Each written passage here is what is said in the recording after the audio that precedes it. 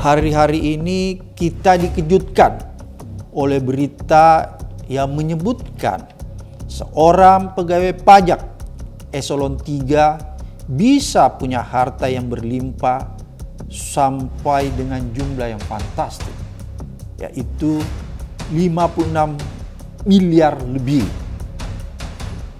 Dan kejadian atau kasus seperti ini bukan saja baru pertama kali terjadi.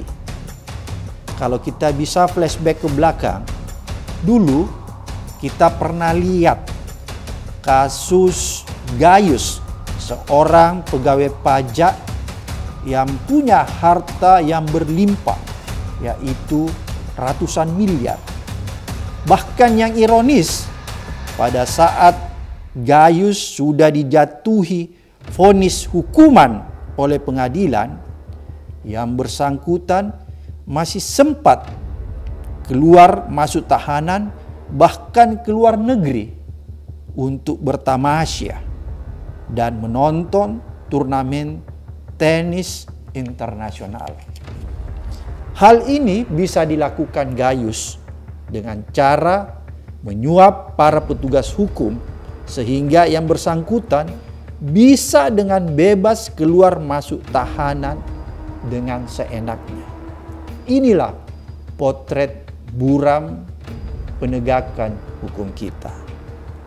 Berdasarkan fenomena-fenomena serta kasus-kasus tersebut, pada saat ini saya akan mengulas dan berdiskusi dengan Bung Reza Indragiri.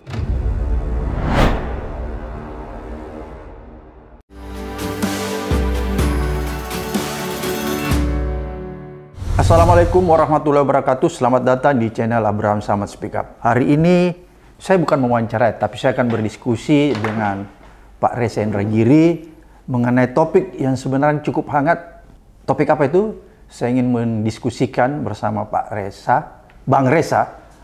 Itu kan ada aturannya bahwa seluruh penyelenggara negara itu punya kewajiban untuk melaporkan LHKPN-nya ke KPK. Dan dari laporan itu kan bisa dilihat harta yang dimiliki dengan profil gaji mereka. Bang Abraham punya data tidak dari seluruh pejabat kementerian dan lembaga yang harus membuat laporan itu, yang paling taat yang mana? Sebenarnya begitu, beda-beda tipis ya. Jadi menurut saya ketaatan penyelenggara negara untuk melaporkan LHKPN-nya itu di bawah rata-rata. Dari sisi jumlah? Iya, yang jumlah melaporkan. Personilnya? Iya, yang melaporkan ya. Secara apa tuh? Secara bertanggung jawab gitu. Jadi di bawah rata-rata.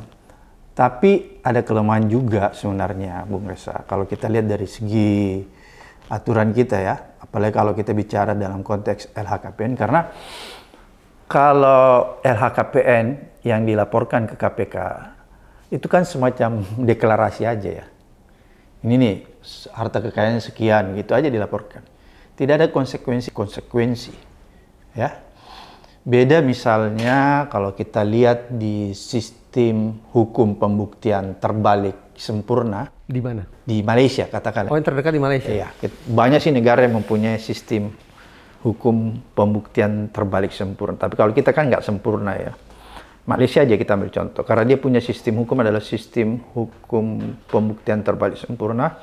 Maka MICC Malaysia Anti Corruption Committee itu kayak KPK-nya Malaysia. Itu kan salah satu juga tugasnya menerima LHKPN, laporan harta kekayaan para penyelenggara negara. Tapi ada yang lebih dari KPK Indonesia. Kenapa? Karena dia punya sistem hukum, menganut sistem hukum pembuktian terbalik sempurna, maka MICC ketika menerima laporan harta kekayaan para penyelenggara negara, itu dia bisa menindaklanjuti dengan investigasi. Misalnya seorang penyelenggara negara mempunyai harta yang tidak seimbang dengan profil pendapatan dia sebagai penyelenggara negara, maka MICC bisa melanjutkan dengan investigasi. Saya mau tanya ke situ. Memanggil yang bersangkutan itu datang ke kantor MICC dan menjelaskan, dan disuruh menjelaskannya dengan bukti-bukti misalnya yang dia punya. Kalau dia tidak mampu menjelaskan dan tidak mampu membuktikan bahwa itu adalah harta, misalnya harta dari mana yang sah, misalnya warisan apa dan lain sebagainya, kalau ternyata dia tidak mampu atau membuktikan, bukan tidak mampu membuktikan bahwa itu harta didapatkan dengan cara yang legal, maka pada saat itu MAZ Malaysia bisa menetapkan orang itu sebagai tersangka. Kalau di Indonesia begitu penyelenggara negara menyerahkan laporannya, seberapa jauh kita bisa yakin angka-angka yang tercantum di situ real atau bukan real? Ah, itu dia problemnya. Itu juga problem. Ya, itu problem karena dia semacam deklarasi aja. Praktis tidak ada konsekuensi apapun. Iya, menurut saya gitu ya. Padahal sebenarnya kalau menurut saya KPK juga bisa menindaklanjuti dengan investigasi ya. Dengan peraturan perundang-undangan sekarang ada? Iya, paling tidak begini, ada mekanisme yang di KPK itu sebelum melakukan investigasi lebih jauh, ada namanya pull bucket. Oh iya, pengumpulan bahan dan keterangan. Nah, dari situ kan bisa didapatkan sesuatu gambaran tentang harta kekayaan penyelenggara negara. Kalau logikanya begitu, Bang Abraham, patut untuk dianggap bermasalah. Paling tidak dari sisi harta kekayaannya.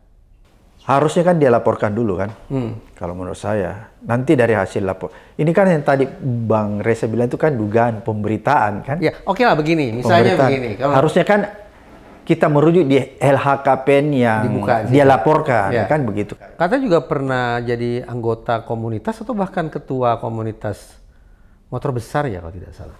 Saya nggak terlalu persis tahu, tapi mungkin ingatan saya rancu tentang itu, Kak. Ya, koreksi kalau saya keliru. Menurut saya harusnya yang bisa ditelaah itu hasil LHKPN yang sudah dilaporkan ke KPK. Kalau masih semacam yang tadi Bung Reza katakan apa itu lagi, masih pemberitaan itu kan agak sulit. Karena itu kan bisa bias ya, bisa ada hal-hal yang tidak tepat atau sekedar kabar burung. Sebenarnya intinya. Jadi sebenarnya kita mudah saja sih sebenarnya kalau mau lihat LHKPN-nya apa, berapa jumlahnya. Kan menarik juga kalau kita melihat kasus ini terus kemudian ini kasus yang lagi bergulir nih, Bung Reza, ini yang lagi hot nih. Yang anak pejabat eselon 2 apa tuh? Kementerian Keuangan. Pajak. Direktorat Jenderal Pajak. Pajak, tapi kan di mobilnya ya. Itu kan begitu sebenarnya, mau kaya banget ya, sepertinya begitu. Itu yang saya tanya tadi, andaikan seorang penyelenggara negara menyerahkan LHKPN, itu angkanya serta-merta diterima sebagai kebenaran atau sebetulnya harus tetap dilakukan pengecekan ulang? Ya, contohnya dari kasus anak Direktur Jenderal Pajak itu. Harusnya sih dilakukan investigasi ya, pengecekan lah istilahnya. Ada nggak yang sesuai atau yang sebenarnya patut mencurigakan dari harta kekayaan itu? Ini juga kembali sistem hukum kita kan.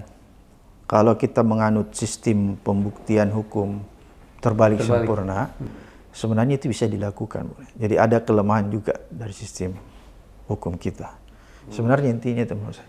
Kayak ini kasus di Pajak ini kan sebenarnya saya berpikir jangan-jangan nanti kalau kita mau telusuri hampir seluruh pegawai apa tuh Direktorat Jenderal Pajak itu ada masalah dengan LHKPN kan. Kan itu kalau kita lihat berita cuman tingkat kepatuhannya kan rendah yang melaporkan LHKPN. Nah, itu yang menurut saya di situ persoalan besarnya, Bung Reza. Oke, terima kasih Bung Reza, penjelasannya ini luar biasa bagi kita semua. Masyarakat bisa lebih tahu ya sejauh mana sebenarnya apa yang terjadi. Penonton Abraham Samad Speak Up, sampai jumpa di episode berikutnya.